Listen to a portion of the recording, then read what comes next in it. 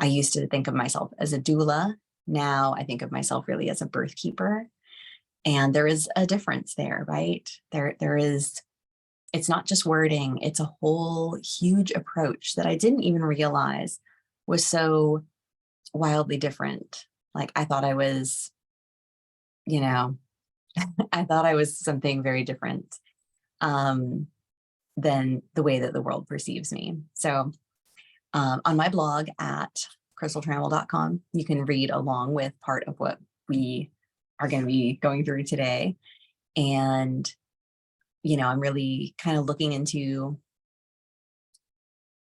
how I found my place as a birth keeper instead of in the doula world. So I suppose I have to back it up and start at the beginning. I've got 5 kids, right? I actually have, it's kind of all coming full circle. I have 2 adult children. My baby is now 11. It's a different phase of life than where I was at when I started attending births. And, you know, I barely knew the word doula. I never had a doula with any of my births. I didn't realize that was an option, and I didn't think that I could afford it anyway. So I attended the first birth that wasn't one of my own in 2009. I had a friend who was planning a home birth, and as these things sometimes happen, she was planning a home birth. She ended up supposedly being post dates. I think the dates were wrong. Anyway, she ended up having a hospital induction, and she really, really wanted me to be there. She didn't have anybody else. Like, she was military, her husband was deployed. And so again, it didn't even occur to me that doulaing was a thing in 2009. I was just like, okay, well, I've had some severe hospital trauma from one of my births, but like, I will do this for her. I can show up for her. And so we lied and we said that I was her sister. And that was the way that I could show up at the hospital. I remember the nurses asking us, like, are you guys really sisters? And we're like, yeah, of course. Just, you know, different parents. Both parents are different, but we're sisters. Then I remember also doing Reiki on her in the hospital. And the nurses came in and were definitely like, these people are weird. What are they doing? And all this happened during my 4th pregnancy. So I had my first in a birth center. Then I had a hospital birth with my second, because the birthing center where I lived had closed. And it was just like, well, okay, hopefully this will be fine. And it was fine. It was just a very straightforward, mostly unmessed with hospital birth. Like, it wasn't significantly traumatic, but it wasn't, you know, beautiful, healing, redemptive, anything like that. And then my 3rd birth was supposed to be my unassisted home birth, but I put my trust in the wrong people, and I ended up having a terrible experience at the hospital, even though her birth was beautiful, natural, but I was very mistreated at the hospital. And so I had a lot of trauma around that. So all of this, like, supporting my friend, happened when I was pregnant with my 4th baby. So I was very much still dealing with this like fresh trauma of being in the hospital. But I really wanted to show up for her. It was kind of in a mama bear feeling, almost being protective of her. I had to kind of, you know, keep pushing down my own panic just from being in the building. I did not feel safe at the hospital. I did not feel safe for her at the hospital. You know, but her birth ended up becoming a cesarean, which I got, you know, I felt terrible. Like, this was a whole mind fuck for me, because I thought that, you know, at the time I felt responsible for her, and I felt like that she was upset with her birth, and, you know, I felt like I'd failed her. None of that was true, right? None of that was true. She actually loved her birth experience and felt like, you know, it couldn't have gone any other way.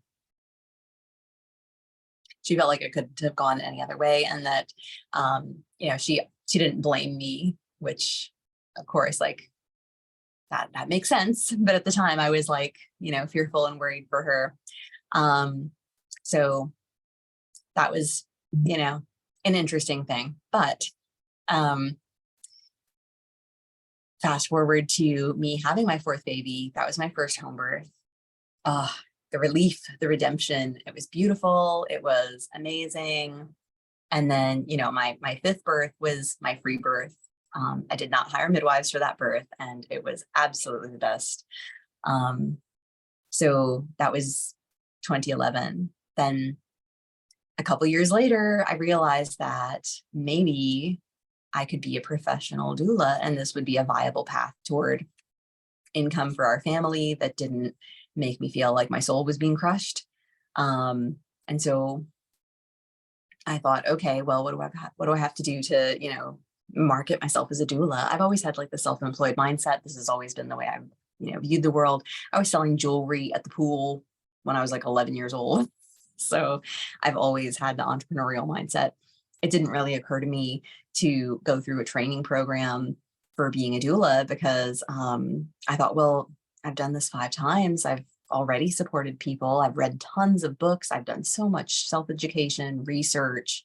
And so I really, you know, it didn't really occur to me that I needed an official piece of paper to say I was a doula. Then later, as the on-call life hit me, I realized like, this is hard to do alone. This is hard to do with just myself, and I'm on call constantly, and, you know, having 5 little kids at home, and, you know, there's like a 12-year gap between my youngest and my oldest, but still, you know, everybody was still quite young. And it was just a thing, you know, unless I'm at a birth. That was always, you know, sure, of course, we can do this thing. We can go to this place. We can, you know, sign up for this event, unless I'm at a birth. And that was always challenging, right? So I wanted to join a collective, and I realized that the collective very much, you know, they were very upfront with like, oh yeah, that would be great. You seem like a really good fit. We really need you to have a certification. And I was like, oh, well, okay, I'll just go get one. Like, how hard can it be? I'll go get one. And so I did that. And I joined this collective, but it was very different than, you know, the couple of births that I kind of just supported renegade style of my own. And I realized very quickly that within this collective, which was in Central Austin, I was the hippie doula, like perhaps more than the others.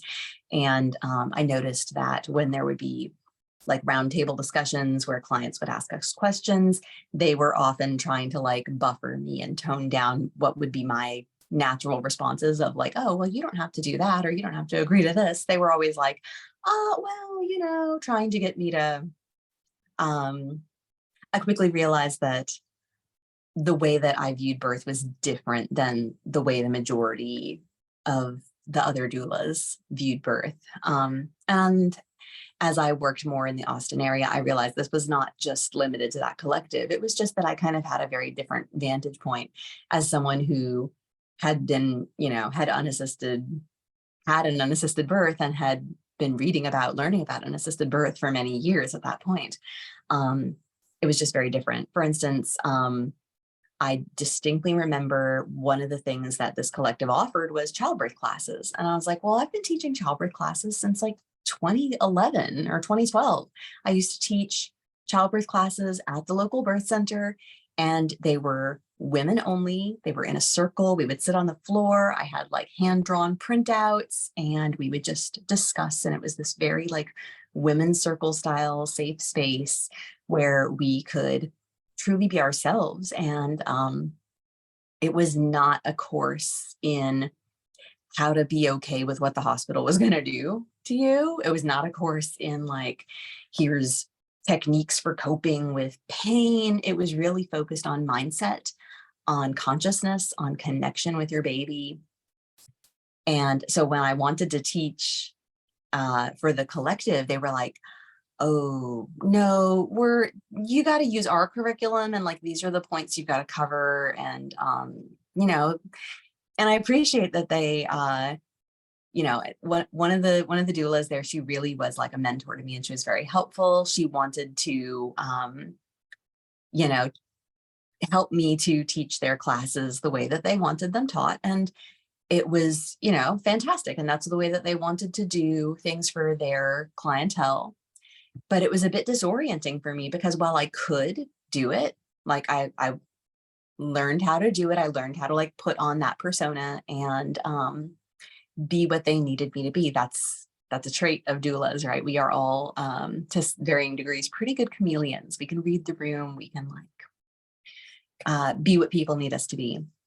But after doing that for a while, I realized like I just kind of feel really out of place, and like maybe nobody views things the way I view them. Like, am I the weirdo? Like, what is, where are the people who are, viewing birth from a spiritual perspective? Where are the people who are viewing it as like, something that is like a portal to consciousness expansion and not just here's how to get through this procedure that is going to be definitely at the hospital and definitely with your OB, and here's what to expect. And that was just a different, very different perspective. Like, in my opinion, teaching about what the local hospital wants you to, know, that was totally not on my radar because I had this home birth mindset, right? Like I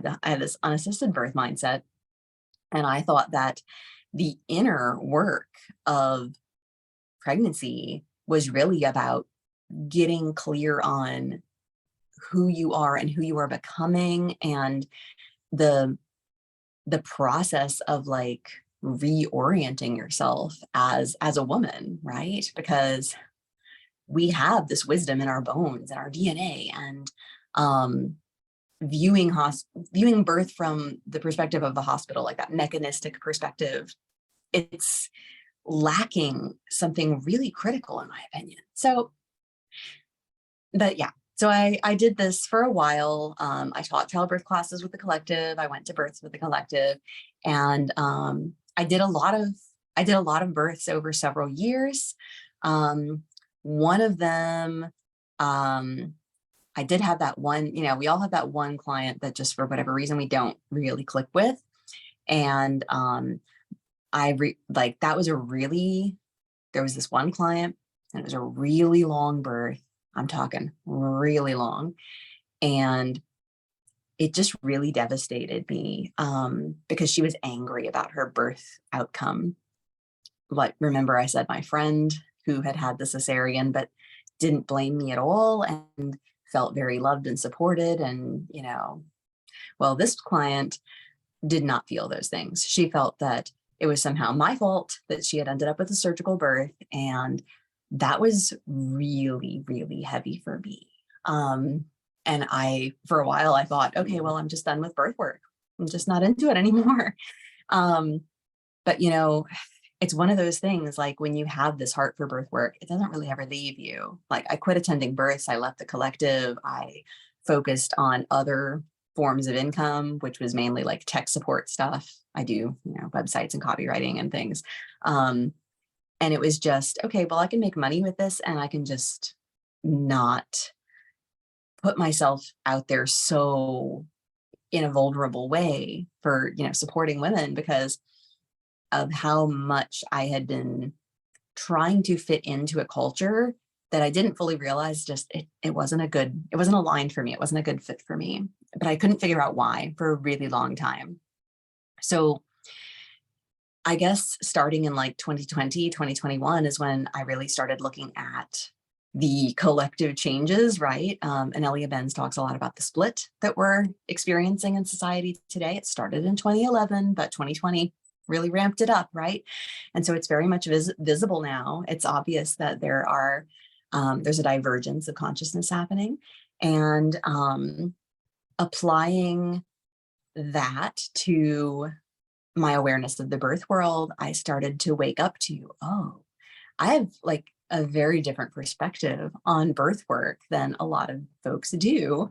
Even folks who are very successful professionals in the birth world and in the postpartum world, I have a different perspective than them. And it's not that I'm wrong. It's just that I've been trying to fit myself into the wrong space. And instead of really embracing and embodying the way that I feel and the way that I view things. And so, you know, things have changed a lot in the birth world since 2011 also. There has been a whole rise in a movement called pro doula, which is very business oriented, like doing birth work as a business. And while that can be super helpful, there's also, you know, it's a little bit different than traditional with woman kind of work, where a lot of birth work has been, you know, women who, because I mean, it shouldn't be limited to only women who have, you know, high net worth to be able to access support for their birth and their postpartum. I think that there should be levels of access for everyone, right? And so the pro doula phenomenon has been an interesting thing, because there are people who are very much view it as a business, and they're making, you know, incredible money, and good for them.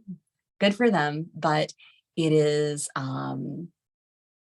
also one of those things where, you know, not having a certification, not pursuing certification, can tend to get tricky. So for context, I'm an unschooler. I've unschooled all 5 of my kids. I have been thinking about unschooling since I was 19. So the idea of I have to jump through hoops and get a piece of paper to prove that I'm worthy of something, it's never kind of been my vibe, right? It's never been important to me all that much. I do have 2 college degrees because I was trying to jump through the hoops and play the game for a little while. But guess what? They're irrelevant. So the other thing that we've seen rise up in the birth world is the inclusivity concept. And so a lot of people, especially in the Austin area, are really committed to ungendering their birth work, meaning removing women, removing words like mother, breasts, vagina, women. Apparently women give birth is now considered to be hate speech, but men give birth is totally an okay thing to say. So to me, maybe I'm just really old school, but to me, you know, women give birth is kind of just a fact of life. And the power and sovereignty and clarity that I derive from being a woman, from embracing my femininity, especially in pregnancy, that is critical to finding our path, to orienting ourselves as women, as mothers. Not to say that there is, you know, not to say that motherhood is inherent to being a woman, but that if you try to take femininity out of birth, you're taking away a lot. You're taking away a lot of potency, of power, of lineage that we can tap into. It's not, you know, we're not wearing meat suits. We're not just disconnected from our biology. We're not existing in like a continuous present. We have ancestry, we have lineage, we have a matriarchal line that goes back that we can tap into for awareness. But apparently none of that is like politically correct anymore. We're not allowed to talk about that stuff in birth work. So I realized that's another point that I differ from a lot of traditional birth pros, or shall I say modern birth pros, because my work very much has to do with femininity. So I started realizing, like, who are the people who are talking about birth the way that I talk about birth? Who are the people that are viewing things in this way? And I realized that, you know, even back in 2011, when I free birthed, it was still kind of really a fringe phenomenon. And there wasn't this huge movement of women who were, you know, birthing beyond the system, who were looking to, like the term wild pregnancy didn't exist in 2011. I had one, but I didn't call it that because it wasn't a thing. I was like, well, do you have prenatal care? Well, yes, I am a prenatal woman and I am caring for myself. I have prenatal care. And it is so much more, like it's so much more in the cultural awareness now, that free birth and sovereignty in birth, and recognizing that women who women who maybe don't hold a certification can still walk with you in this process in a very helpful, profound, supportive way. And so all of this made me realize that the type of birth pro I am is significantly different than, you know, just a doula or a midwife or whatever. I'm a sovereign birth keeper, and I want women to feel empowered to make whatever choices that feel good to them. Because there's a difference between saying, oh, I trust my intuition, I listen to my intuition, and like bumping into walls all the time, versus trusting your intuition and really listening to it, even when it tells you things that are scary, right? A lot of people seem to have this idea that your intuition is only going to ever lead you to like flowers and fairies and beautiful things. And your intuition is not like that. It's not going to only lead you to beautiful things. It will lead you to challenges sometimes and scary things sometimes that you are being invited to face and to get the medicine from them. And sometimes that shows up in ways that we're likely to dismiss, especially if we have this fluffy view of our intuition as like, oh, it's only going to lead me to fun things. So yeah, that's a big part of it, is really learning to trust our intuition and not just like our wishful thinking, and being willing to, you know, release the conditioning that our modern society has given us about all the supposed tos and all the have tos and all the shoulds about having a healthy pregnancy. I'm kind of quipping about, you know, the prenatal care, but really, what does prenatal care actually mean? Let's break it down. What do they do at a doctor's office or even at a midwife's office? What are they actually doing that is critical to your and your baby's health that you can't do on your own? It's worth thinking about. It's worth digging into. And like, that's just surface level stuff. There's so many layers to unpack here. And so to answer the question of what kind of doula I am, I figured out. It's only taken me like, 12 years? I'm not really a doula at all. I am a holistic, sovereign birth keeper. And instead of going into hospitals and traumatizing myself by watching other women get traumatized, I realized that my place is really in support of births beyond the system. And so I'm available for home birth, and I have courses that I teach. I'm actually I'm working on relaunching a beautiful course and document called Navigating Birth in the System, because I know that even with the mass exodus we've seen in the past few years, where women are waking up to, wow, like they're trying to make me wear a mask while I'm in labor, breathing deeply. They've woken up to a lot of things that are like, oh, you know, maybe I'm going to birth at home. Maybe I don't need to go to the hospital to have a good birth, to have a safe birth, to have a beautiful birth. Maybe it can be better. But we're still seeing what 92% of women are probably going to birth in the system. And so I want to figure out how I can give them some tools and some awareness to feel like they're a little bit more in charge of what's going on, because this is like, it's a big deal, right? A lot of people tend to think, oh, it's my first baby, so I'll just give birth in the hospital just in case. Like you don't really, you shouldn't look at it like that. It's not like you get a do-over. Your first birth is critically important. It's your entry into motherhood from like being a maiden. It is this hugely profound thing. And the way we give birth colors our postpartum experience. It flavors the way that we approach motherhood, even for years down the line. A good birth experience goes far in holding you and anchoring your confidence as a mother. And so it's not like, oh, it's incidental, or, oh, at least you have a healthy baby. Yes, yes, that's great. We want better than that. So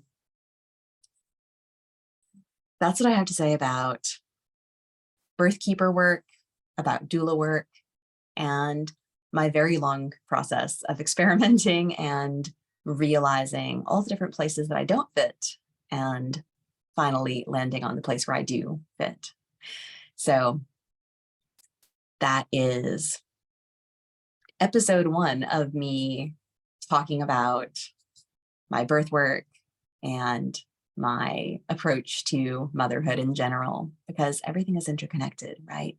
I know a lot of people, they'll look at my website and they'll see like, okay, mothering guidance, birth work, pregnancy book, human design. How does it all fit? How does it all connect? Oh, pre-birth communication. I'm telling you, it all fits. It's all connected. So if you stick around with me, you'll see that. Thank you so much for listening, and I will see you later.